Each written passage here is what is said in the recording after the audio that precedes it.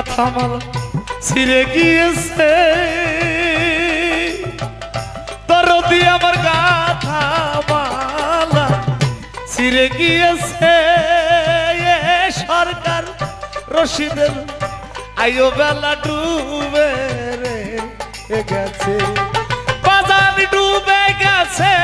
রে ডুবে রে গেছে এখন এত ব্যথা কেমন করে ও দরদি শৈব বলয় অন্তরে বুঝি আমার মতো দুঃখী রে সংসারে অবাগিনীর কুকিল রে